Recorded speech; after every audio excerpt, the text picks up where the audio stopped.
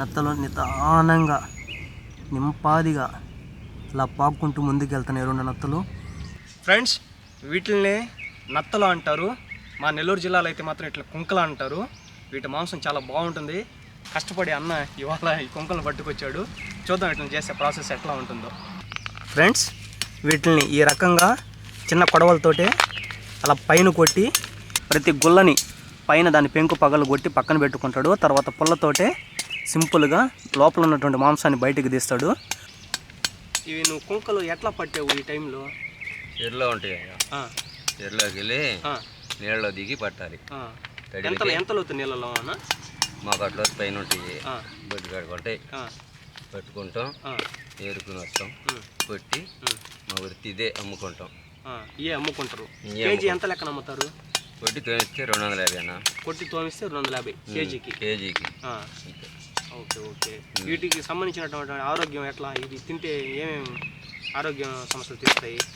కాళ్ళు నొప్పులు, మోకాళ్ళ నొప్పులు, కాళ్ళు పొగళ్ళు, మలలో అన్నీ గుండెకి సంబంధించి నొప్పులు తగ్గుతాయి. ఫ్రెండ్స్, ఈ మాంసం తింటే నరాల బలహీనత, గుండె సమస్యలు, కాళ్ళు నొప్పులు, కాళ్ళు పగులుడు, ఇలా అనేక రకాల సమస్యలు తీరుతాయంట ఈ మాంసం తింటే.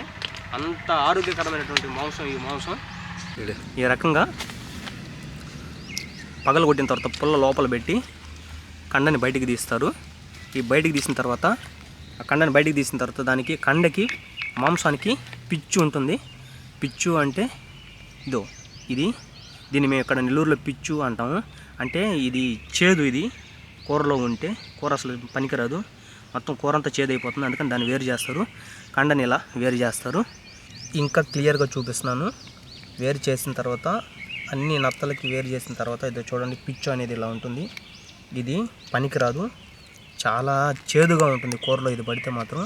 అందుకే ఇది తీసి దూరం చేస్తారు. మొత్తం మాంసం నత్తల నుండి వేరు చేసిన తర్వాత ఇలా వస్తుంది. దీన్ని ఇప్పుడు మనం శుభ్రం చేసుకుందాం గాయస్. ఓకే, ఇప్పుడైతే మనం రెడీ అయిన మాంసాన్ని తీసుకొని వచ్చి ఇప్పుడు గచ్చు మీద వేసి అన్న దీన్ని శుభ్రం చేయబోతున్నాడు. చూడండి, తీసుకోండి.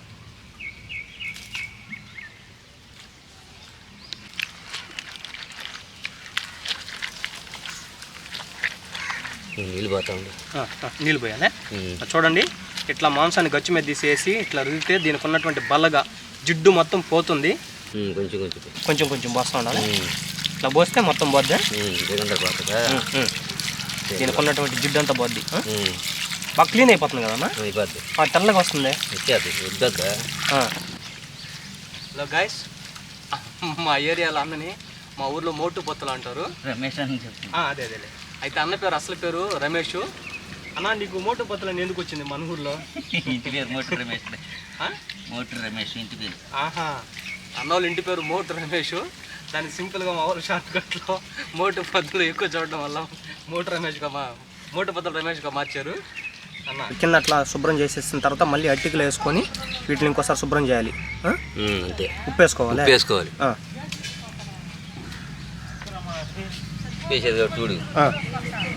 చెయ్యి.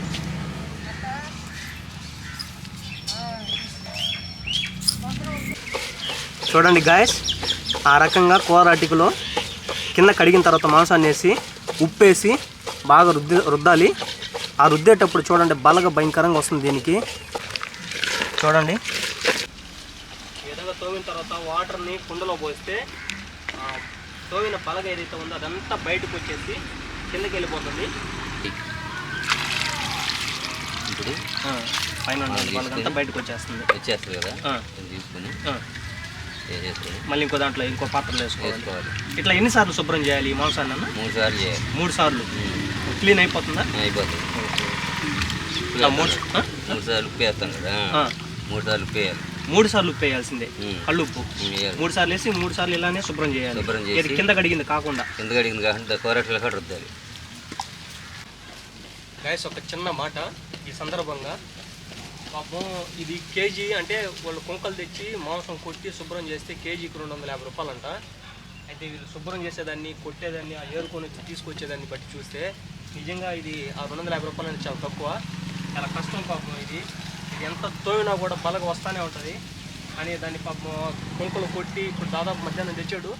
ఇప్పుడు సాయంత్రం 3:30 అయింది. పని చేస్తూనే ఉన్నాడు పాపము. 250 రూపాయలు అనేది అది చాలా తక్కువైన పాపం. నన్ను అడిగితే చాలా కష్టం ఇది. అయితే దీనివల్ల చాలా బెనిఫిట్స్ ఉన్నాయి ఆరోగ్యానికి సంబంధించి. అందుకని మనకు తప్పట్లేదు. మీకైతే చూద్దాము. లాస్ట్ సారి మొత్తం 3 సార్లు కడగడం అయిపోయింది, పూర్తి అయిపోయింది. లాస్ట్ ఫైనల్గా నిమ్మకాయతో ఒకసారి శుభ్రం చేస్తాడు.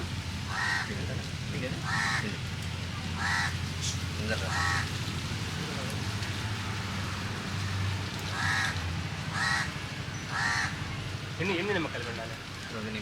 2 పిండాలి.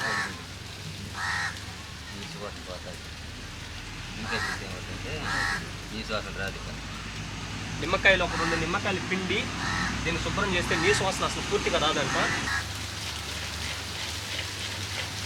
ఇప్పుడైతే నీసు వాసన రావడం లేదు నిజంగా. నేను ఫైనల్ ఫినిషింగ్ టచ్ ఇది. కూరకు ముందు కావాలంటే నీసు వాసన రావట్లేదు, పచ్చి మాంసం తిని చూపిస్తాను అంటున్నాడు.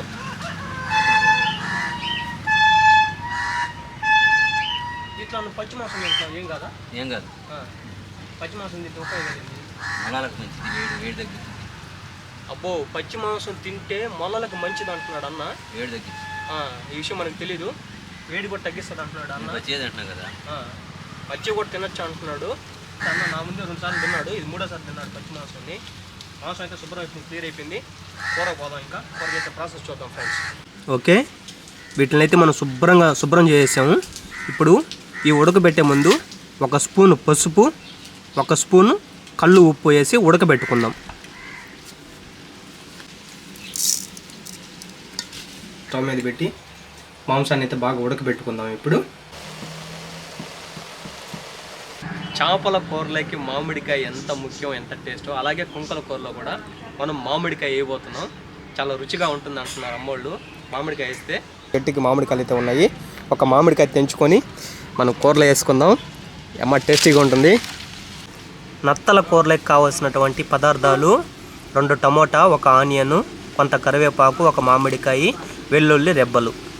ఈ ముక్కలు అయితే బాగా ఉడికిపోయినాయి. ఇప్పుడు ఇంకొక బాండ్లు పెట్టుకొని నూనె పోసుకుందాం.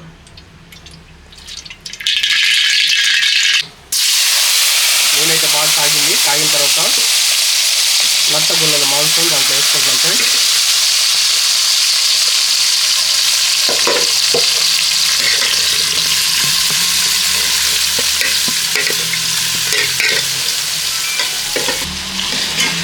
ఇలా నూనెలో కొద్దిసేపు ఈ మాంసాన్ని ఫ్రై చేసుకోవాలి.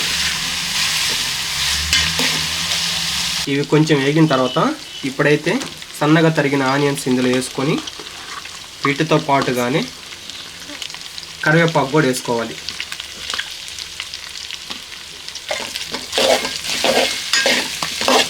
కలబెట్టుకున్న తర్వాత ఎమ్మటే కచ్చా పచ్చాగా దంచినటువంటి వెల్లుల్లి రెబ్బలు ఇందులోనే వేసుకోవాలి. వేసుకొని కొద్దిగా కలిపెట్టుకోవాలి.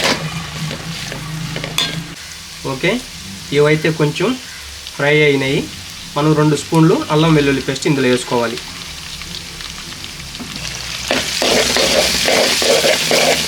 అల్లం వెల్లుల్లి పేస్ట్ వేసిన తర్వాత కొద్దిగా పట్టా లవంగాల పొడి వేసుకుందాం. చాలా బాగుంటుంది రుచికి. ఇదైతే వేసుకొని కలుపుకుందాం. ఈరోజైతే కుంకల కూర అమోఘంగా ఉండబోతుంది. ఓకే, అల్లం వెల్లుల్లి పేస్ట్ అయితే వేగింది. ఇప్పుడైతే ఇందులో సన్నగా కట్ చేసుకున్న టమాటా ముక్కలు వేసి బాగా కలుపుకోవాలి. కొంచెం టమాటా ముక్కలు వేగిన తర్వాత మామిడికాయ ముక్కలు వేసుకుందాం. ఇందులో మామిడికాయ ముక్కలు వేసుకొని కొంచెం వేగిన తర్వాత 2 టేబుల్ స్పూన్ల ధనియాల పౌడర్ వేద్దాం. ఇప్పుడు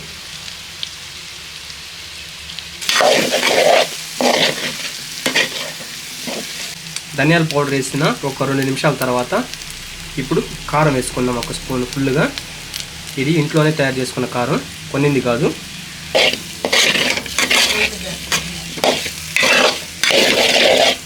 కారం ధనియాల పౌడర్ వేసుకున్న తర్వాత ఇప్పుడు 1 గ్లాస్ వాటర్ పోసుకుందాం కూర కోసం.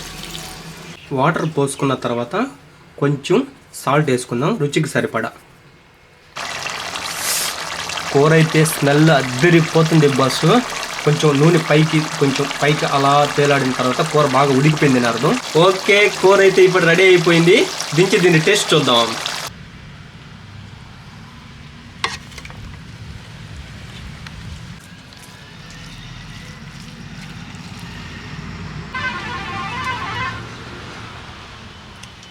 వా,